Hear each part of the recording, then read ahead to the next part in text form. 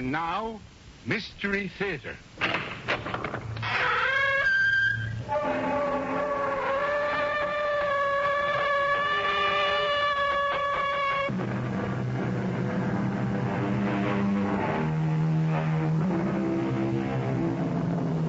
Come in.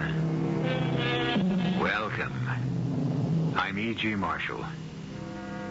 Outside the Straits of Gibraltar, to the northwest of Cadiz, lies some of Spain's most beautiful beaches, protected by island sandbars. And to the south of Cadiz, the towering mountains begin to rise, on one of which, Monte Alegre, is the hacienda which holds the heart of this story. Approaching it by car at this moment are Chad Reynolds and Elizabeth Monroe. But you haven't told me about the Senora Escobar. La Doña, to give her a full title? Oh, no. She's not to be mentioned. Why not? Because she is dead. You remember that little loggia I showed you cut into the mountain? The wedding present. Uh-huh. It, turned out to be her tombstone also.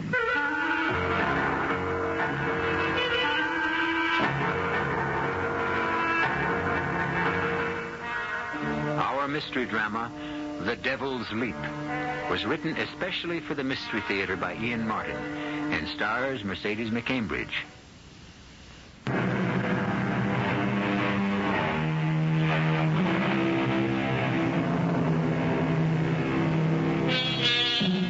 All men love beauty in a woman. America has worshipped a long line of beauty queens, sex symbols, love goddesses. And today, as of this moment, one of the, perhaps the best loved, is Elizabeth Monroe. Sitting with her agent Mark Burns, a longtime friend, at a table at Madrid's brightest, newest, and most expensive nightclub, La Ronda. What's the matter, Liz? What? You're not eating. Oh, no, I, Oh, stop worrying about me. I'm washed out. You shouldn't have let me book you into this place. Oh, don't be silly. I was here for retakes on the picture, and I had this... Well, I wanted to sing again, Mark. I mean, in front of people. Listen, you could go home, take the Hollywood bowl, and fill it and get your heart's desire. Little wine? All right. No, I didn't mean that. I meant... Oh, hey, you spilled it. I'm sorry. No, I'm the one that's sorry. Well, why did you start so and turn away like that? I just didn't want that boy crossing the dance floor to see me. You mean Joe College or whatever he is? I mean Don Pedro Escobar de Villarmo. Oh, okay. So outside of his name, what's his particular problem? It's just that he hates me. He's male and he hates you? Enough to kill me. And with reason. When I think of what I once had to do to that boy, Mark, I can't stay here. Come on. I'll have to go back to my dressing room.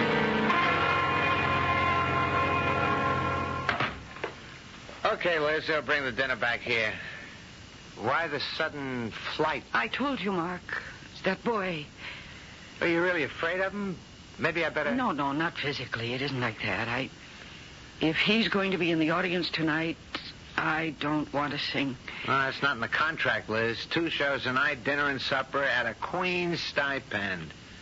Not enough for you, but it's what you insisted on signing. You should be taking a rest between pictures. Who needs this? I told you.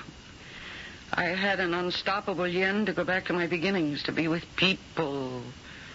Something that lives and breathes and reacts so that you can feel it. It began a long time before you found me. I couldn't get anywhere at home, but here in Europe they liked me as a singer. And it was here, in Spain, in Cadiz, that I had my first really big success. What was I then? Well, not all that young, really. I was 27, I guess. You ever been in Cadiz, Mark, in the height of summer? The water's a dancing fire, sparkling 1,000 colors under that burnished sun. The skies are high and blue and cloudless, and the faces of the people shine with love and laughter. One night at dusk, one of my most insistent suitors, a party boy from the American jet set with too much money and too little else, was driving me to a weekend party at the hacienda Monte Alegre, which is the home of Don Emilio Escobar de Villarmo. Oh, Chad, for heaven's sake, take it easy on the curves. Have no fear, lady. I wouldn't risk a hair on that blonde and lovely head. Well, I'm just a hard-working nightclub singer who's looking for a restful weekend. I don't promise you rest at Monte Alegre. It's apt to be more fiesta. I hope. Well, it'll be a change of scene anyway. Are we getting near it? Yep, very soon now, around this next bend. Hey, look up there at the mountain as we go across the bridge over the gorge. You see that little loggia up there, like an eagle's nest? Yes. Oh, it looks like it's cut right out of the mountain. It was, by Don Emilio. Wedding present for his wife. Oh, there's the most magnificent view from there. Cadiz to the north, Gibraltar to the south, and the whole Atlantic beyond the sandbars, stretching into infinity. Ah, what a lovely wedding present. Yeah, only backfired. Turned out to be a pretty deadly one. Well, what do you mean? Oh, let's drop it, Liz. What do I call my host? Well, if you want to be very formal, it's Senor Escobar. More intimately, or I mean informally, Don Emilio. Well, which do you suggest? It's up to you. You're going to find him unbending, remote, and very much in the tradition of the Spanish grande. And the rest of his household? One son. His only son, Don Pedro. His nickname is Perico. He just came back from a year as an exchange student at Princeton. That's how I met the family, through my kid brother knowing Perico. He's a strange guy. He's shy and intelligent, but well, just let's leave it. He's strange. How old is he? About 17, I guess. He's kind of young in a lot of ways for his age. 17? I'm surprised he's a very young son for Don Emilio, because he's not that young. Oh, well, he seems older than he is. He's had quite a bit of sadness in his life.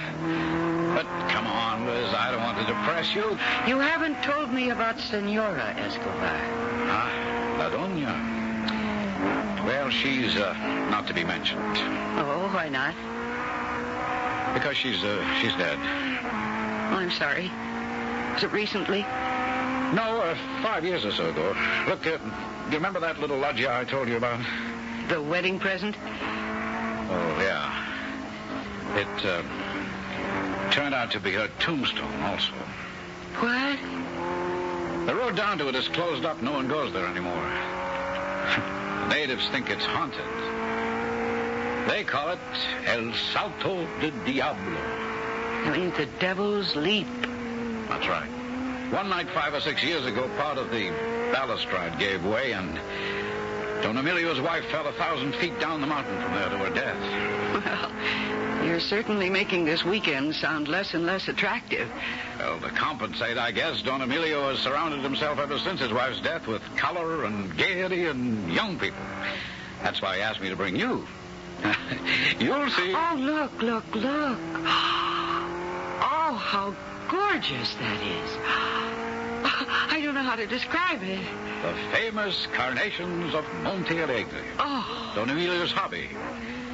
I suppose there isn't a color or variety he doesn't grow. They were her favorite flower. They say that when she was found, she had a blood-red one, clasped in one hand.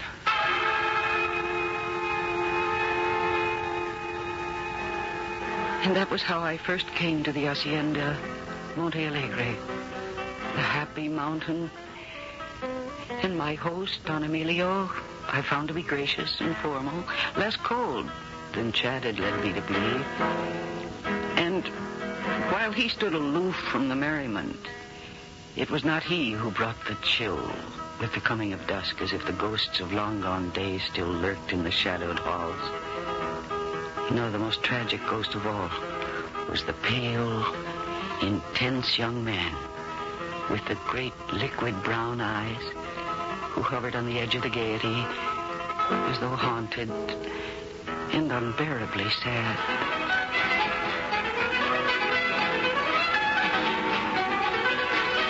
Hello, Don Pedro.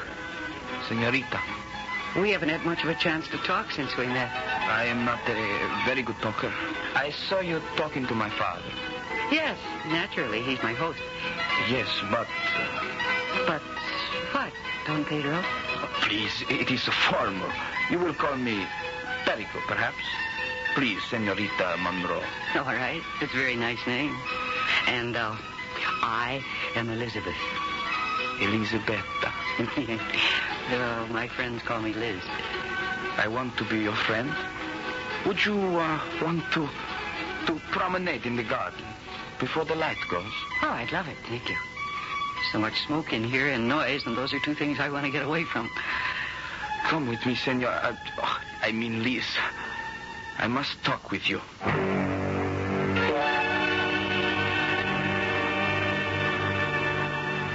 Even in this fading light, they are still so beautiful. Los claveles. I beg your pardon? The carnations. They were my mother's favorite flower. Would you like to see where she died, Senorita Liz? Why, I want to show you. Because I think you should leave here tonight. Now. If I asked you to, would you? Why, Perico, I can't. I'm a guest. You will come with me, so you will understand why you must live here.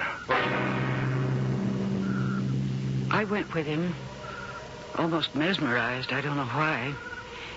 I should have thought of danger with this strange, intense, tightly wound boy. It's like the mainspring of a watch ready to snap, like an explosion waiting to occur.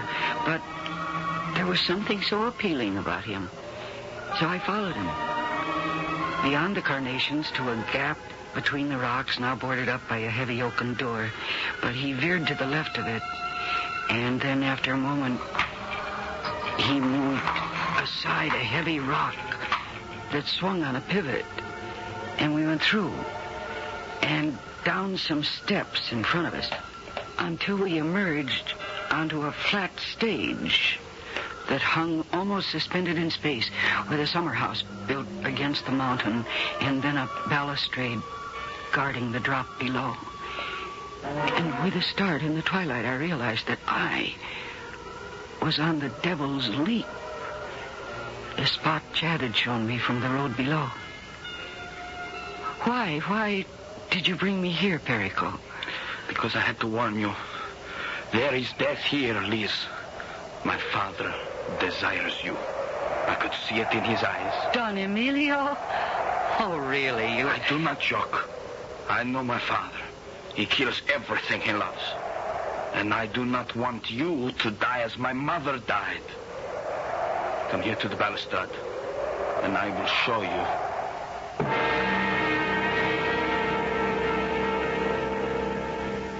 In the half-glow of twilight, there is something strange and terrifying about this tortured young man. What wild fancy has opened up his shyness and made him pick on Liz to bring to this deadly spot? I'll be back shortly with Act 2.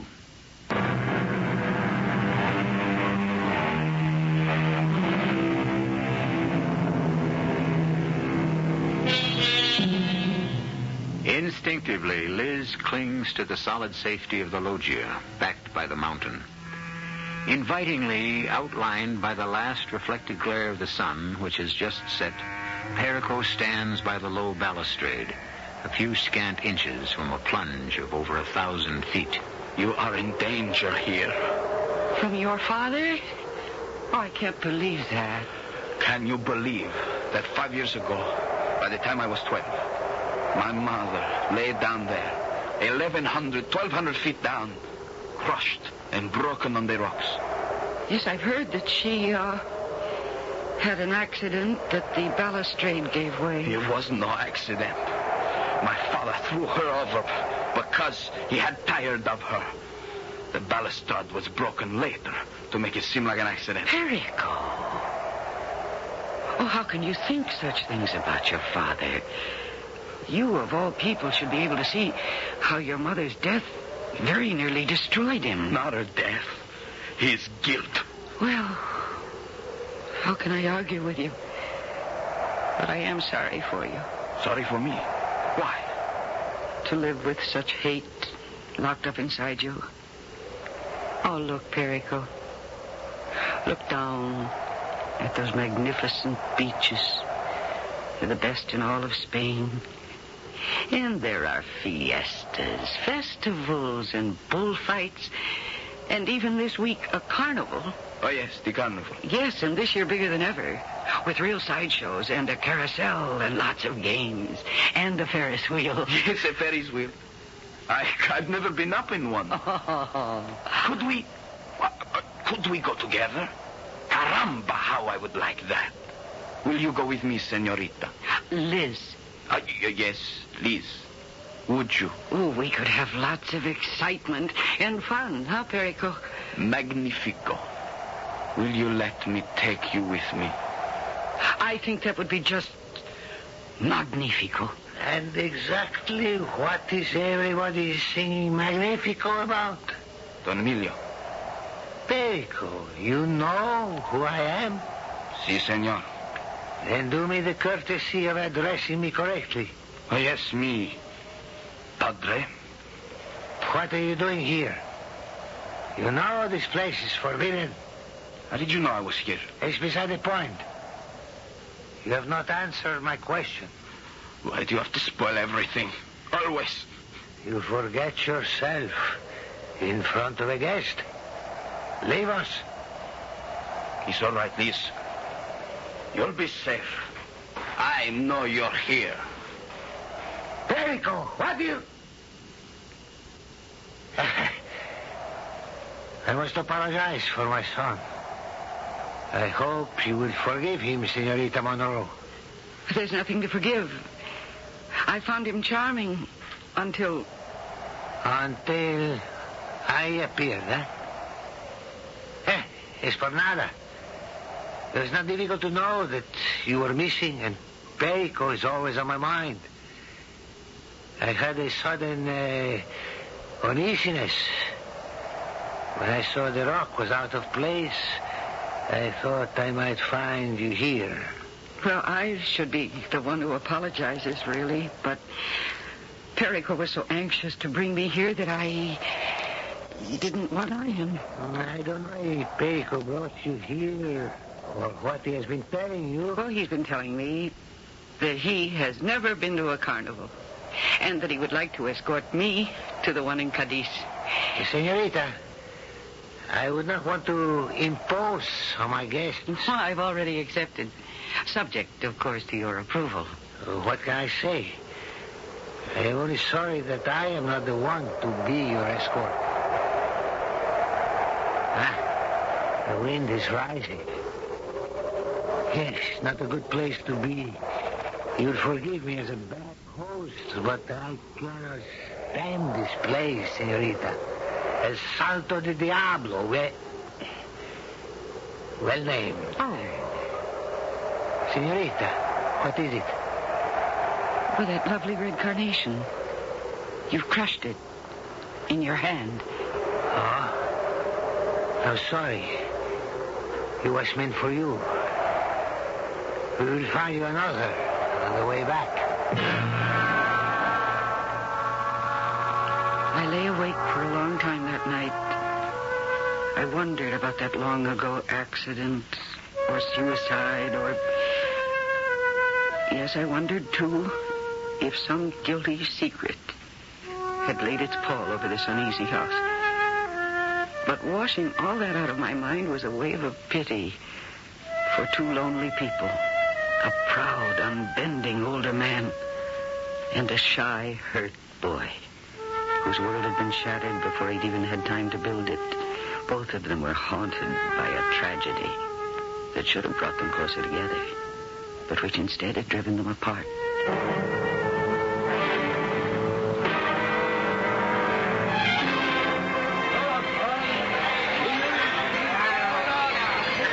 Look, Liz. Look. Here a man who is eating fire. How can it not hurt? It doesn't seem to. But the torch is burning the paper. See? Ayah, look here. It's Don Nicolas. A woman that is Missly Pat. Come, please, come. It was hard to recognize this excited, boy. But that's what he was like. To imagine him as he was now, full of bubbling good spirits, as being the same person as the pale, retiring, tortured Perico of Monte Alegre. And as I followed him from booth to booth at the carnival, I found that I was feeling as young and as full of life and laughter as he. Now come, we must ride the Ferris wheel. We entered our little cage at the bottom of the huge wheel, and seconds later we were whirling upwards. And suddenly Perico's hand was grasping mine, his eyes darting about the carnival below, all eager and pleased. And then just as suddenly, as we stopped at the crest, his grip was agonizingly strong. What is it, Perico? I am afraid. Why, there's nothing to be afraid of. It is like El Salto del Diablo. So high above. Oh, no, forget about that. You don't understand.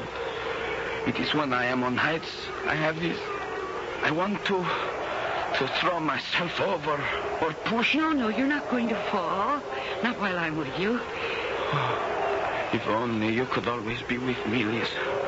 But then nobody is. Nobody. I'm sorry. You're sorry for what? And yet... There you are, you see? Now there's nothing to worry about. Here we go, down again. Everything is all right. But everything was not all right. A shadow had passed across the bright day. And something twisted in this boy sprang back like a spring released to its original form. And that challenged me. I promised myself that before I left Cadiz, I would try to banish that shadow.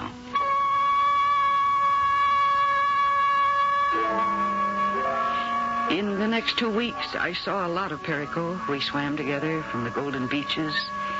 We laughed and danced at fiestas. We sat entranced at the bullring. I stayed, too, at Monte Alegre a great deal, playing chess in the evening with Don Emilio, or dining at the great carved oak table while he talked of poetry, or the theater, or the past glories of Spain. But my time with father and son was mostly divided. I could not bring them together. And at the last, at the end of my singing engagement, I had to leave Monte Alegre. Suddenly, without warning, and forever. We had gone, Perico and I, that last day on a picnic far from the hacienda. It was a drowsy, lazy summer's day. And after the picnic lunch, we lay back, dozing in the shade of an orange grove. Que dia maravilloso. I could die this moment. Thank you for the compliment. I mean, because I am so happy. I am, too. What a pity it has to end. To end? Oh, yes, Perico. I can't be on vacation forever. I've got to leave and get back to work. You cannot leave me. What should I do? Well, you go to college, find new friends. I do not want new friends. Well, for your father's sake. Don't mention his name. I hate my father. Oh, I don't think that's true. He killed my mother. No, I don't think that's true either. You talked to my father. Have you asked him? No. It's as hard to talk to him sometimes as it is to you. To me? Yes, to you. Even though you say we are friends. Friends? You are not my friend, you are... I am what? Oh, tú eres mi vida. I adore you with all my heart. Te amo. Te amo. Te amo. No, not me, Perico. Oh, no. Oh, what a fool I've been. I should have known. Why? Because I am so much older. No, when I've been with you, I've been thinking of you as a... Don't say it. It is my fault. Now I'm so ruined. I never meant to tell you. It's hopeless. Perico. Completely hopeless. Perico, come here. Don't touch me. Of course I'll touch you. Come here now. There. Now, here in my arms. Listen to me. There's nothing so terrible about love, Perico. Would you wait for me? That's up to you. You have so many things to finish first. There's college. And where you want to go with your life. You have a world to conquer. If I could, I would lay at your feet. So I think that you could. But first, conquer it. And yourself. Then it is not hopeless. Nothing is ever hopeless, Perico. Nothing in this whole wide world.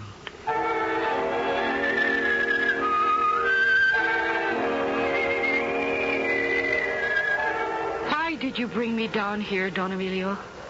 I don't quite know. Except it is a place where we can be completely alone. And this is your last night in Andalusia. At least it's before twilight. And the view is indescribably lovely. As you are. I can tell you one reason I brought you here. I have a story to tell you before I ask you to marry me. To marry you? But I know. It is strange. I never thought love could come to me again.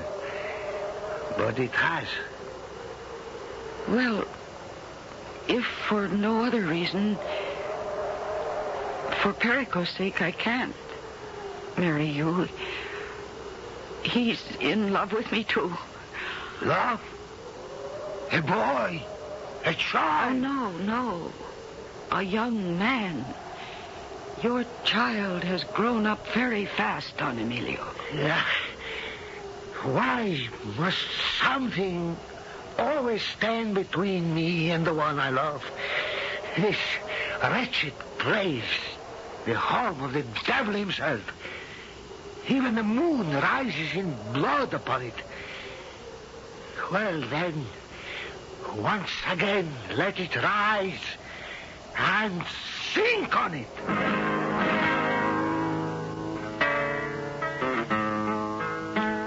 With the same sudden violence as he had earlier crushed a blood-red carnation in his hand, Don Emilio moves across the terrace towards Elizabeth Monroe, and she, in sudden and unanticipated terror, braces her back against the balustrade that is the only protection between her and the sheer drop below. I shall return shortly with Act 3.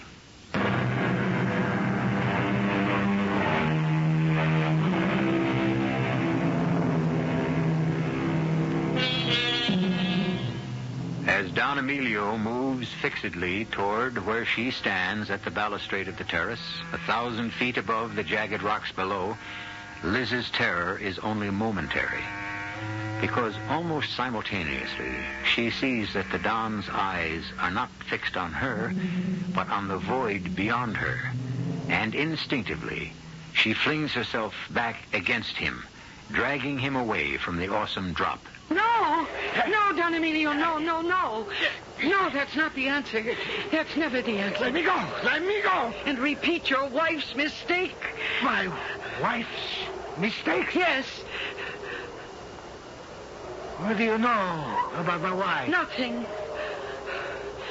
Only it's obvious that between you and Perico, who should know best, neither one of you thinks that her death was an accident. How could you know that? I don't know that. It's only my guess. Perico thinks you pushed her to her death, and I think that you believe that Perico was the one who caused it. Would you like to know the truth? If it will help you and Perico. It would be a relief to tell it to someone. And perhaps just once to be believed. She was very beautiful, Dolores. Almost as lovely as you. I loved her.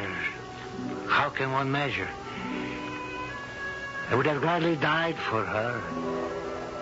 And even though I was older, I thought she loved me. Then came a summer like this, 5 years ago when Perico was 12. We had gone that day to a corrida, and the matador was insolent, slim, young, careless. But Dios, he was magnificent in the ring. And your wife, Dolores, fell in love with him.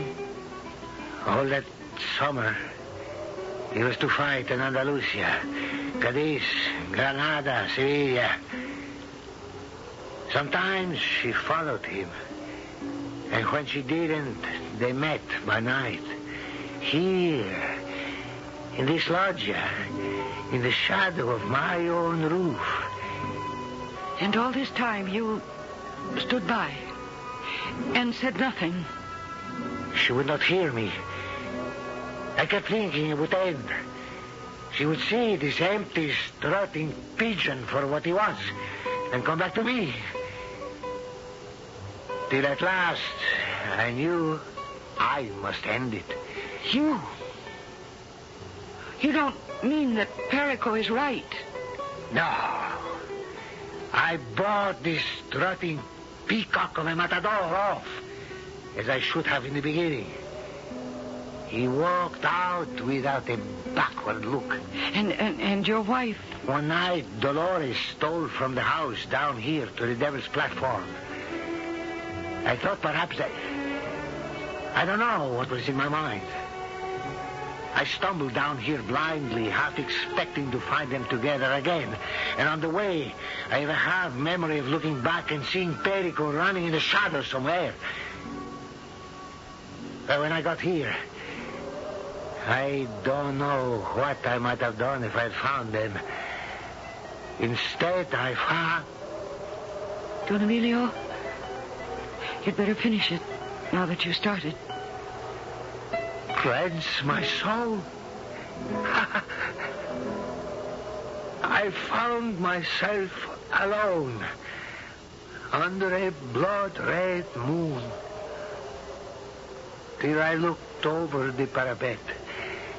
And there, far below, she lay broken and bloodied as the moon and the carnation we found in her hand. An accident. I mean, the balustrade was broken, wasn't it? That had happened in the rains a day or so before. So it was what I finally guessed. A suicide. I might have learned to live with that. But not... Not what? Oh, you can't think that Perico could possibly have... We both loved her so. Anything is possible. The curse of our heritage is too much pride. Too much pride? You think that Perico might somehow have found out about his mother, and that he... I cannot allow myself to think such a thing. And to the best of my knowledge, he has never known, and does not to this day. Well, now, what is there left to be said? I had hoped, watching you and Perico together, and from all the times we have been together, that somehow what has been lost could be found again. I had dared to hope that you would marry me. To bring you and Perico together? I am not that totally unselfish or incapable of love. No. First, for yourself. Then the other.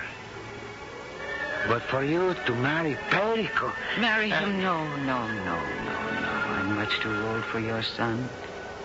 As much as I love him. You have all his trust and confidence. And his heart. I know. I blame myself for that.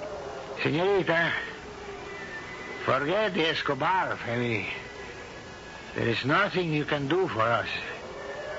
Well, maybe I can. If I can face being cruel enough. Okay? First love is full of pain. And it is sometimes better to be cruel in order to be kind. I think perhaps what this situation needs is a new villain. Yes.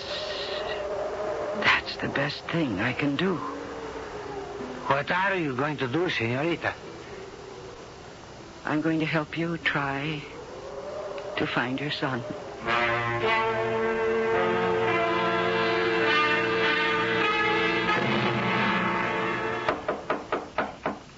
Yes, who is it? Perico. Oh, Perico. All right, come on in. Buenos dias, Liz. Isn't it a beautiful day? Everybody seems to be smiling. What are you doing? Well, as you can see, I am packing. To leave? Yes, to leave. Yesterday you were not planning to leave. Why now? Oh, don't you know about women, Perico? They're just like the weather. They're subject to change without notice. There is a man. That Chad. Or someone. You are in love with another man. Oh, don't be silly, Perico. Don't treat me like a child. Well, then don't act like one. But yesterday you said... I thought you were going to wait. I thought you loved me. Yesterday was another day. That was sweet and amusing, and it suited my fancy. But today, I am going away. Now, will you please lift that bag off the bed for me? Yes, of course. But I cannot understand you. Well, then don't try. And I'm not going to apologize. Yes, I led you on. Only to find that you are not ready for love. Just as I did with your father. My father? Oh, yes. Did you know he asked me to marry him? You... What? Oh, why do you act like that, Perico? Your father's lonely, too. Well, that is his fault. He got what he wanted. Are you so sure? Have you ever talked about it, you two? No, and I never will. Besides, he has nothing to do with this. What matters is you and me. Oh, there never was a you and me, Perico, or me and your father. I'm sorry. It was a long, hot summer. It amused me to play with both of you, but now that game is over. I will kill myself. Oh, I hope not. Why don't you talk to your father about it first? You might learn something. All right, I will. At least he is a man. A man you can trust. But I say one thing before I leave, Senorita Monroe. Yesterday, I say I love you. With all my heart. I take back those words. Today, with all my heart and forever, I hate you. And I don't blame you, Perico. Right at this moment, I'm not very fond of myself.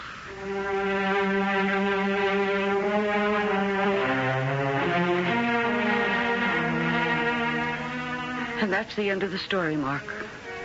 It was the last time I saw Perico until he walked across the dance floor tonight. And that's why I fled to my dressing room with you, because I was so afraid to face him. But the story isn't finished. What happened? Did your gamble work? I don't even know. I haven't heard from either one of them since I left Cadiz. Oh, Lord, look at the time. I've got to get made up and ready. Would you get that for me, Mark? Oh, sure. Yeah? Sure.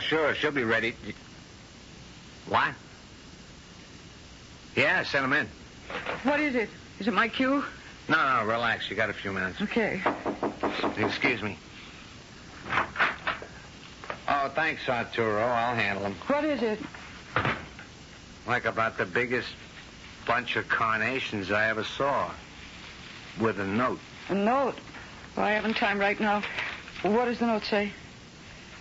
I think you better read the note yourself. Oh, dear, where's my fan? And my gloves, too. No, you got time. They'll wait for you. Read the note. Okay, give it to me. Let me see. Oh, dear Liz, the carnations are from my father, who has told me the whole story about how you left Monte Alegre. When I read that you were to sing at La Ronda in Madrid, I had to come to hear you. I wanted to thank you for giving me back my life and my father's. Would it be too much to hope that you might join all of us at our table afterwards? Con todo mi corazón, Perico. All of us. There's a postscript there. Oh, yeah. For many reasons. Mainly that I want you to meet my fiancé. Oh, Mark, I'm so glad. It worked for them. That's your intro, baby. Better get going. All right. Except... What? Oh, Mark, I'm so tired of this. The pressure and always being on. I want to be me just the way I was that summer. Okay, Liz. We can arrange that, too. If you want to. Oh, if I want to. It's always been an open contract between us. All right, then. I'm closing it right now. And we can announce our engagement when we join the Escobars. Oh, I don't want to crowd you. How can you get any closer? I just woke up to what I should have known all along. Yo te adoro, dear Mark. Con todo mi corazón.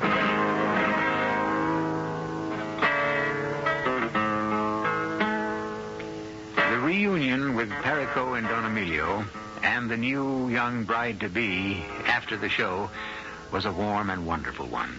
And Don Emilio, older and frailer now, was exalted beyond belief by the coming marriage of his son and, in a sense, his daughter. I'll be back shortly.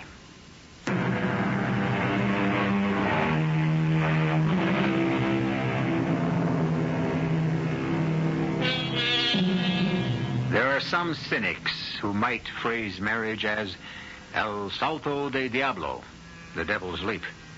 I cannot answer for Perico and his bride because I lost track of them. But as for Liz and Mark, the leap was upwards, never down. Our cast included Mercedes McCambridge, Robert Dryden, Ian Martin, and Christopher Tabori. The entire production was under the direction of Hyman Brown. Still inviting you to return to our Mystery Theater for another adventure in the macabre. Until next time, pleasant dreams.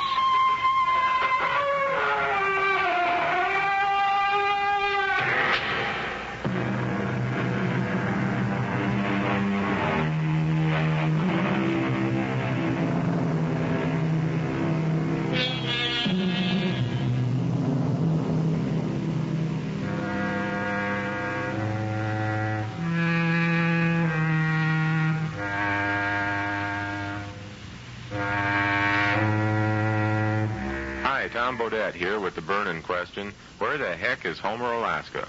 Well, Homer's where America stops and the frontier begins.